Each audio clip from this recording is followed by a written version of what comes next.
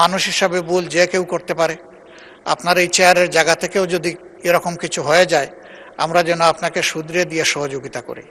এ দায়িত্ব আমরা নির্দ্বিধায় নিঃসংকোচে পালন করব ইনশাআল্লাহ। ধন্যবাদ। আপনি ডেপুটি স্পিকার নির্বাচিত হয়, আমরা সেদিন এক দফা আপনাকে অভিনন্দন জানিয়েছি, আজকে আবার আনুষ্ঠানিকভাবে অভিনন্দন জ্ঞাপন করছি। ধন্যবাদ। মাননীয় স্পিকার, আপনি ইতিমধ্যে কালামে হাকিমের একটি আয়াত এবং রসুল করিম সাল্লাল্লাহু আলাইহি সাল্লামের সবচেয়ে ঘনিষ্ঠজন প্রথম খলিফা আবু বকর সিদ্দিক রাদিয়াল্লাহু তাআলা আনহুর শাসনামলের একটা অভিব্যক্তি এই মহান সংসদে আপনি তুলে ধরেছেন, এই জন্য আপনাকে মোবারকবাদ। আপনি ডেপুটি স্পিকার নির্বাচিত হয়, আমরা সেদিন এক দফা আপনাকে অভিনন্দন জানিয়েছি, আজকে আবার আনুষ্ঠানিকভাবে অভিনন্দন জ্ঞাপন করছি। ধন্যবাদ। আপনি আজকে যে মনোভাব এখানে ব্যক্ত করেছেন আপনার বক্তব্যের মধ্য দিয়ে, আসলে বাংলাদেশের জনগণ এটাই কামনা করে যে এই সংসদ দেশের সকল কর্মকাণ্ডের কেন্দ্রবিন্দুতে পরিণত হোক এবং এই চেয়ারটি অত্যন্ত গুরুত্বপূর্ণ ইনসাফের একটি চেয়ার।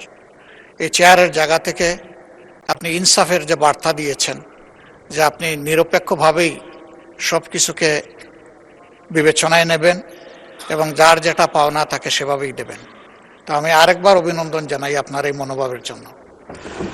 আমরা আপনাকে আশ্বস্ত করছি, আপনার দায়িত্ব পালনকালীন সময়ে আমাদের পক্ষ থেকে আপনার নেওয়া সঙ্গত সকল পদক্ষেপে আমরা সহযোগিতা করে যাব ইনশাআল্লাহ।